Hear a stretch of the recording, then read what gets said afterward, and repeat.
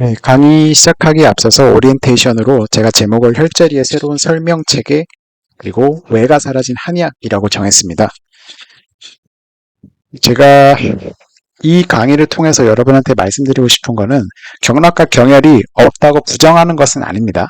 그런데 경락각 경혈의 개념이 아닌 새로운 원리로 해석을 할 겁니다. 그러니까 혈자리를 이해하는 또 다른 방법이 있구나라고 이해하시면 되겠습니다.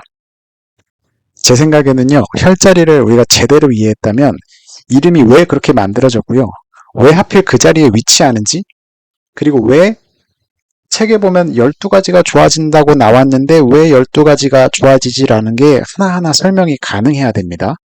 그러나 대부분은 효과 대표적인 거 한두 개만 외워서 쓰는 게 현실이죠. 예를 들어 합곡 같은 경우는 어디에 좋다고 하죠? 대표적인 거 소화에 많이 쓰고, 그 다음에 얼굴을 머리 쪽에 쓴다? 대충 이렇게만 알고 있죠. 근데 왜 그런 여러 가지 주치증이 나오는지를 하나하나 설명하기 어려워하시죠, 대부분. 그러다 보니까 혈자리 하나에다가요, 본인만의 느낌이나 상상이나 경험을 거기다 집어넣어가지고 어떤 느낌적인 이해를 한다고 저는 느꼈습니다. 그 선생님들 보면서. 그 인터넷에 떠도는 일침요법이라는 것도 다운받아서 보면요, 설명은 많이 있어요. 그런데 왜 하필 이 자리가 일침 자리인지 어떤 원리에서 출발하지 않고 그냥 답만 나와 있고 결과만 나와 있어요. 또 하나 예를 들어보면 동의보감에 화상을 입은데 오소리 기름을 바르라고 써 있습니다. 그런데 왜 하필 오소리 기름이죠?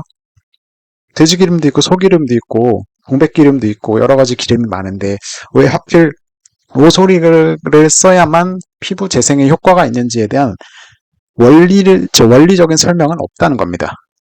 그러니까 우리가 책에 나오거나 논문에 나오거나 하면 일단 그냥 믿고 보죠. 왜라는 질문을 하지 않는다는 거예요.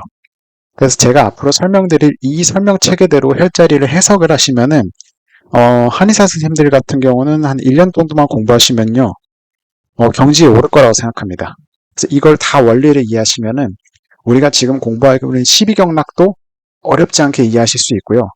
공채라 그래서 공채혈만 쓰는 게 아니라 원리를 이해하면요, 공채혈과 같은 효과를 내기 위해서 쓸 수 있는 자리는 굉장히 여러 군데가 있다는 것도 알게 됩니다. 제가 존재하는 모든 침법을 다 공부한 건 아니지만요, 대부분의 혈자리의 원리는요, 이름만 다르고 포장지만 다르고요, 그 속에 있는 원리는 똑같다고 저는 생각합니다.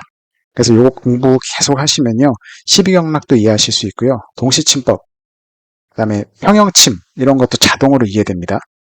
저는 이제 의료인은 아니고요, 저는 일반인입니다. 일반인인데 운이 좋아가지고 작년하고 올해 이렇게 해가지고 현직에 있는 한의사 선생님들하고, 그 다음에 물리치료사 선생님, 그 다음에 중의사, 그 다음에 일반인 몇 명 해가지고 한 10분 조금 넘게 제가 수업을 해드린 적이 있습니다. 한 16시간에서 20시간 정도 했는데, 그때 제가 기억에 남는 말이 있어요. 분당에 오신 한의사 선생님께서 하신 말씀이, 침구대성 볼 필요 없겠네?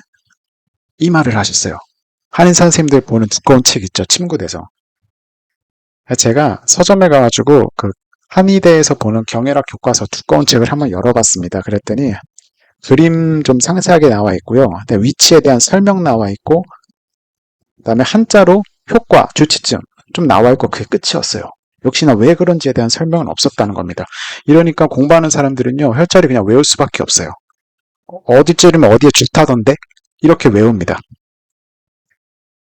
그래서 이렇게 공부하시면 선생님들 혈자리가 이제 실체가 보이고요, 손에 잡힐 겁니다. 그러면요, 몇십 년 동안 먼 길 돌아가지 않고요, 금방 직진해서 한 1년 정도 공부하시면은 충분히 경지에 이를 거라고 생각합니다. 그리고 이 원리대로 치료하시면요, 이래도 되나 싶을 정도로요, 한의원에 찾아오는 환자들한테 반응이 굉장히 좋을 겁니다.